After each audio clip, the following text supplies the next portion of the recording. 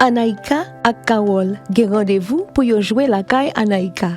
Les Anaïka ap joué ak l'autre ti moun qui gen même l'âge avec, ça développer compétences sociales, émotionnelles li ak compétences pour li communiquer.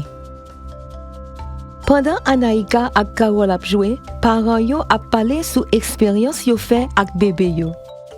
Carole remet bay l'autre ti moun kou. M'pas vraiment kon ça pour me faire pour m'aider. Moi toujours dit Anaïka, l'autre ti moun c'est 6 ans mille. Là y ap joué, li pas doué ba yo coup parce que li pas gentil du tout pour le frapper l'autre ti moun. Ça fait yo mal. L'écoutez oui, essayez ça pour elle. C'est un gros soutien pour Anaïka et Carole. Parents yo a partagé conseil yo, ça qui fonctionnait pour yo, ça qui frustrant et puis communiquer connaissance yo te apprendre dans atelier yo. Yon nan pi bon côté parents yo capable organiser rendez-vous pour jouer, c'est dans centre communautaire yo.